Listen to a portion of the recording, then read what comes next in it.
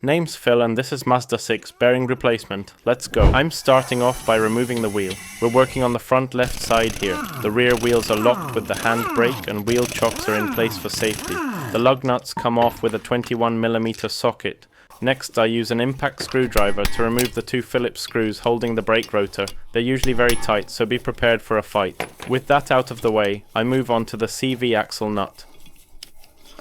First I knock out the safety dent, then with a 32mm socket on the impact wrench I take off the nut. The whole ABS sensor assembly is held down by two 12mm screws. Take your time here because the sensor's positioning leg is fragile and breaks easily if pulled too hard.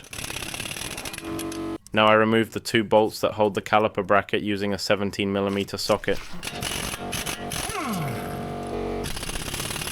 Once the caliper assembly is free, I hang it up with a zip tie so it's out of the way.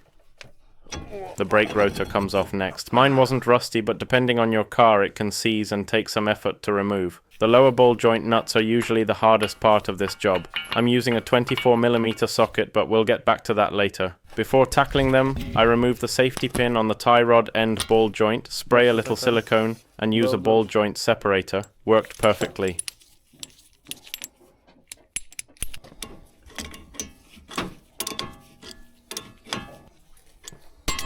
Whoa!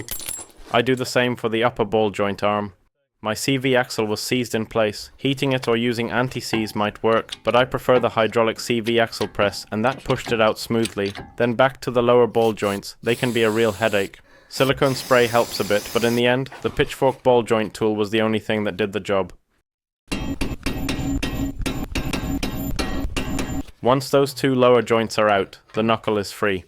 I rested the knuckle on the rotor guard since the guard sits so close to the surface and prevents damage. In my case, it took about 1.5 tons of force to free it. Now we move on to the bearing. First, the snap ring has to come out. It's flat and sits tight in the grooves, so I used a hammer and screwdriver with some help from a friend holding a flat blade to pry it free from both sides.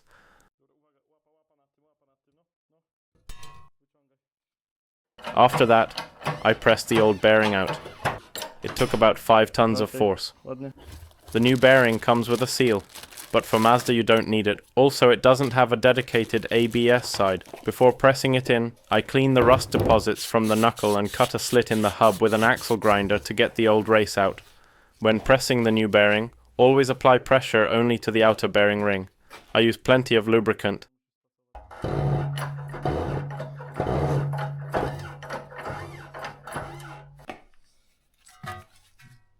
Then fit the new snap ring, making sure it's fully seated.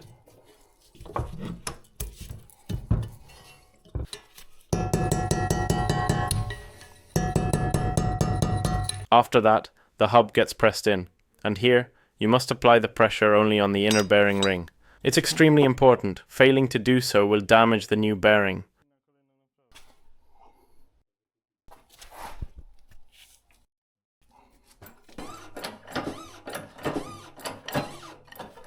With the bearing done, I move on to repairing the damage caused by the pitchfork on the ball joint boots. You can either replace the boots or swap out the swing arms entirely. The left and right boots are different sizes and part numbers. We used a seal pick and pliers to remove the rings and the boots themselves, then cleaned everything and packed the new boots with grease.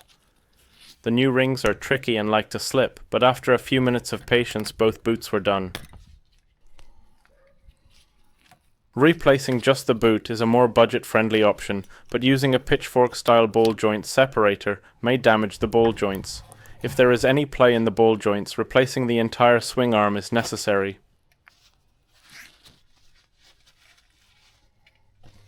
Reassembly is straightforward. The upper ball joint goes back together with a 17mm socket, torqued to 39 foot-pounds or 52 Newton-meters. For the lower ball joint nuts, if you're reusing them, apply blue thread locker and torque each one to 147 foot-pounds or 200 Newton-meters.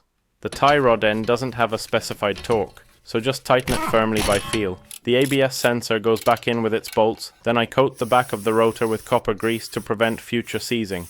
The rotor goes on, gets cleaned with brake cleaner, and the screws go back in with the impact screwdriver. The caliper bracket bolts get tightened to 69 foot-pounds or 93 Newton-meters. Finally, the CV axle nut is tightened to 222 foot-pounds or 300 Newton meters, then dented to lock it in place. Put the wheel back on and that's the job done.